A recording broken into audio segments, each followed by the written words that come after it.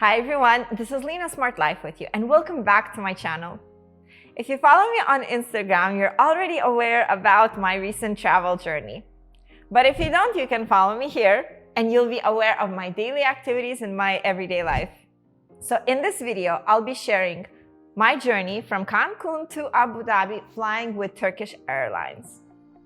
Traveling solo can be challenging, and honestly, this journey definitely wasn't the easiest one for me. But I want to take you along and show you exactly what the experience was like.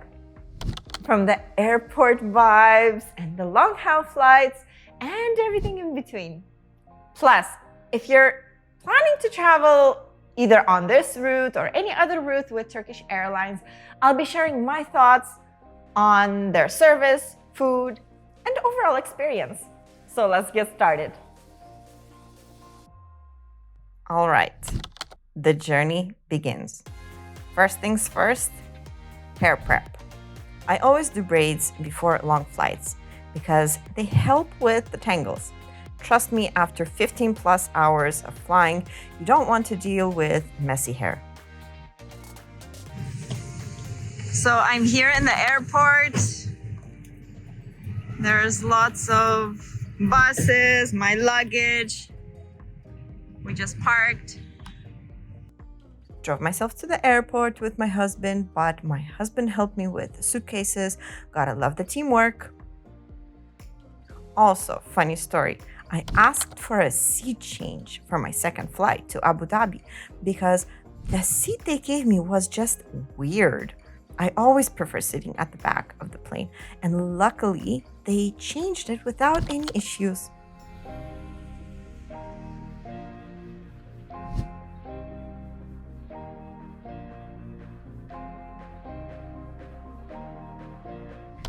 And then the goodbye moment. Said goodbye to my husband, and just like that, I was on my own for the flight in the next month. Security was interesting in Cancun. They were checking every single makeup bottle that I had to see if it was under 100 milliliters, like actually reading the labels. Oh, and I totally forgot to throw out my water bottle in the UAE. They usually let you pass with it, but here, nope. Security was so angry, like I was breaking the law. Also, random fact, there's no passport control for international departures from Cancun, just a security check. One downside of Cancun airport, no lounge zone. So to pass the time, I filmed some shots, did some quick photo and video editing. By the way, I always choose a window seat near the back because it's quieter. Plus, if I'm lucky, I might get an empty seat or even an entire row to myself to stretch out. Fingers crossed.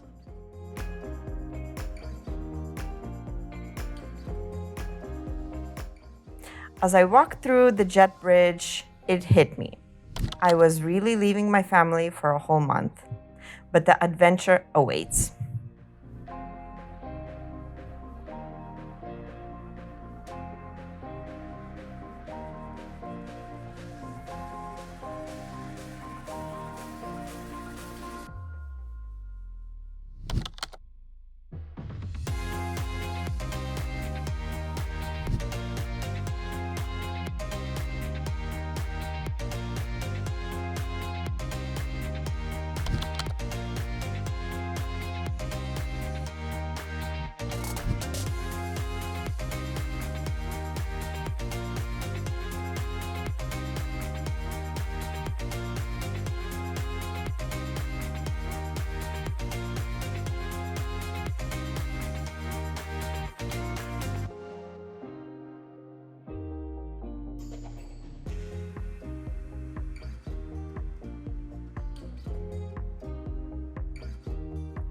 Takeoff was stunning. The turquoise waters of Cancun looked unreal.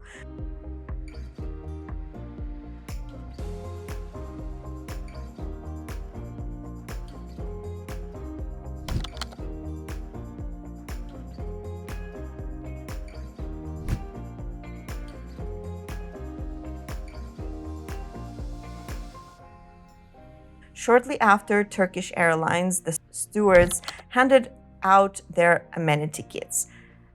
Let's check what's inside. We got a toothbrush, a toothpaste, socks, earplugs, an eye mask, slippers, and a lip balm, which OMG, I love. For entertainment, they gave out these red headphones. The selection of movies and series is actually pretty good. Pro tip, you can check their website beforehand to pick out what you want to watch. Link in the description.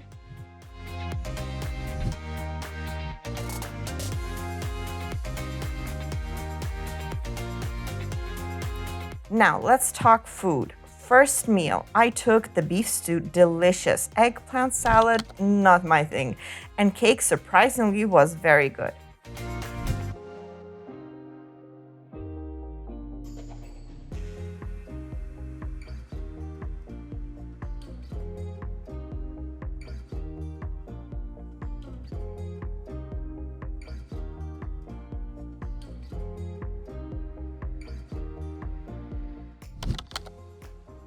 Now, let's go to the restrooms. Restroom check. Economy class bathrooms were okay. And I used the ones at the back of the plane since they were the closest to my seat.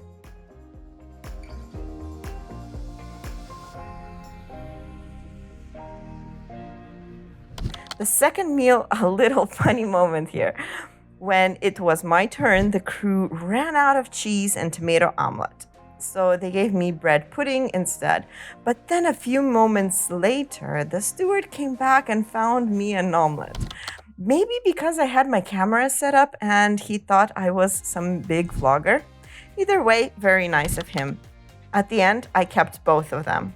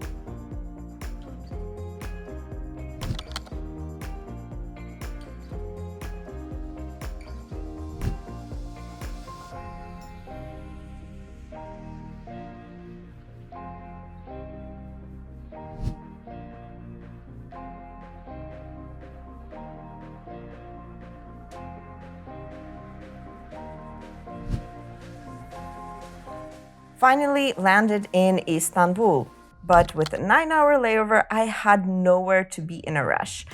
So I just stayed in my seat until most of the passengers had deboarded. Now it's just the waiting game. Time to figure out how to make the hours fly by before my next flight to Abu Dhabi. Finally made it to Istanbul.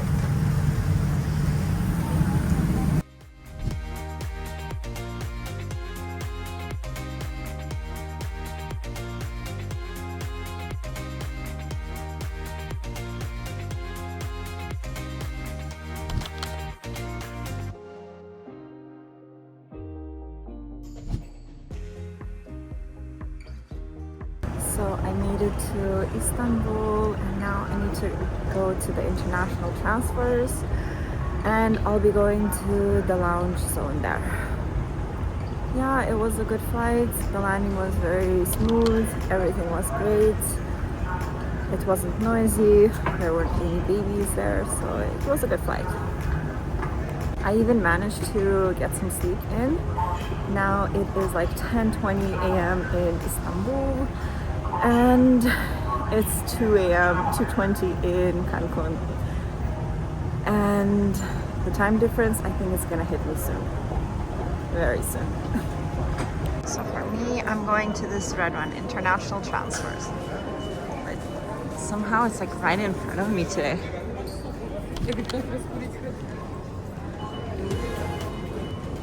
and it's like partially empty. Usually there's a huge queue. So yeah. Okay, I made it through the security and now I'm going to the lounge. So I'm super hungry and I want to have just some rest. I took the shower, so looking forward to that. So I had a 9-hour layover in Istanbul, which meant one thing: lounge access. The good part is that you can reapply every 4 hours. So if you have a long layover like me, you can just go to the reception, they reapply your access, and when it's the last time, they hand you back your boarding pass. First things first, I needed food and coffee. I was already feeling the travel fatigue, so some food and coffee were a must for me.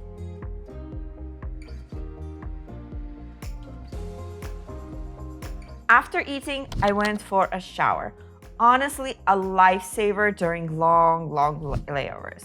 Nothing like freshening up mid-journey. They provide everything you need, but I always bring my own face cleanser, moisturizer, and some makeup. Also, deodorant. Remember in Mexico, I was saying that they were super strict about the size of the deo stick? Yeah, I made sure to pack a travel-friendly one. Brush my teeth with the amenity kit toothbrush and toothpaste, and I was good to go. Then I had a nap time, except surprise, they removed the lounge's sleeping seats. Why? I have no idea. So I had to get creative and build my own little sleep setup using multiple chairs. Not ideal, but hey, you gotta make it work. My alarm went off, reminding me to extend my lounge access one more time. Before that, I took a quick video of the lounge. There's a pool table, massage area, workstations, conference rooms, a quiet zone, and lots of seating actually. Also, some construction was happening. Not sure what they're building, but interesting to see. After that, I grabbed some soup and fruit before heading to my gate. Istanbul airport is huge. It took me about 15 minutes to walk there. One thing I love, they actually display estimated walking times from the lounge area to different areas of the airport. The food, it's okay, not bad, but I wish they had more meat options. Mostly chicken and soup I eat, but at least they still have ayran, which I love. The salads are very Turkish style good, but that's not my go-to. Sweets, I don't really go heavy on desserts in the lounges. Also, if you love Turkish delights, this airport has you covered, literally everywhere.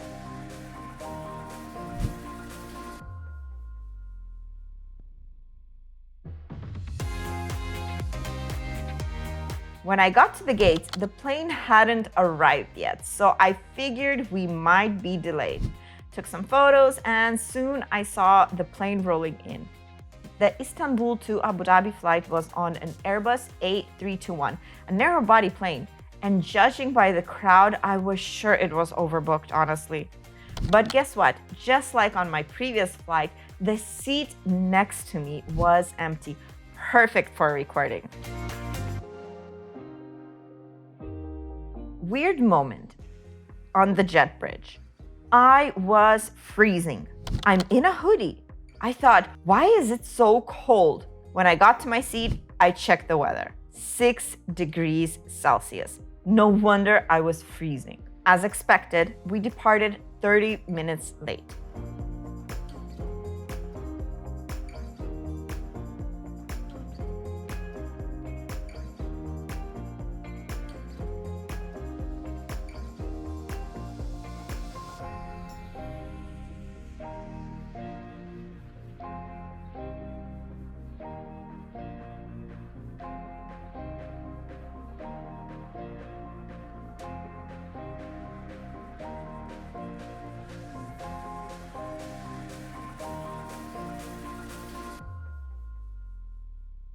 So let's start to observe the airplane. Bathrooms, decent, about the same size actually as the Dreamliners.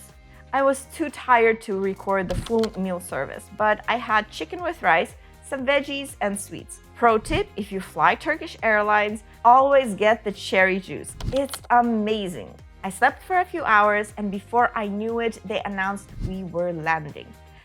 And honestly, I won't lie, I was nervous. I hadn't seen my work colleagues in such a long time, and they mean a lot to me. My heart was racing as we landed, and sentimental me, of course, I even teared up a little. So now, whenever I'm in Abu Dhabi airport, guess what? Mission Impossible vibes. If you've seen the scene where Tom Cruise runs through the airport and across the roof, you get what I mean. Now, something crazy happened on my way to security. There's this long escalator going down, and I was in the middle when I heard a weird sound. Like, you know, the scene in Home Alone when the toolbox falls down the stairs? I turned around and a girl's suitcase was flying towards me. And when I say flying, I mean full speed, full force. I had maybe half a second to react. I jumped to the side, barely dodging it. A couple of guides at the bottom tried to stop it, and it actually knocked one of them off balance. That's how fast it was moving.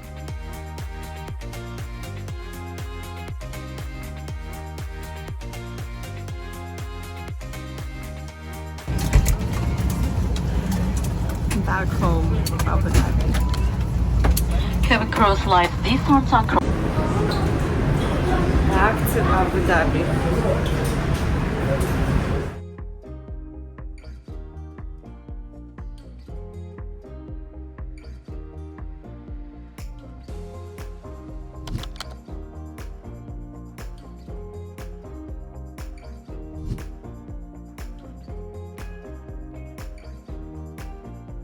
Getting the trolley, the bags have already started to arrive, and I'm not even there yet. That's how fast it is here in Abu Dhabi. After that chaos, security was super fast. I was out in minutes. My luggage was already arriving when I got to the baggage claim area. So I grabbed the trolley, picked up my bags, and headed for the taxi. One last look at the airport before heading to my place, knowing that in a month, I'd be flying out again. And that's a wrap on my journey from Cancun to Abu Dhabi. I really enjoyed these flights. It was such a smooth and calm experience. Turkish Airlines once again delivered great service. And I felt comfortable throughout the trip.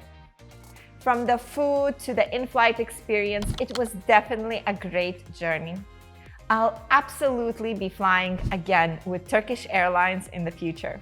And I can't wait to take you all along on my next adventure. Don't forget to like, comment, and subscribe if you enjoyed this video.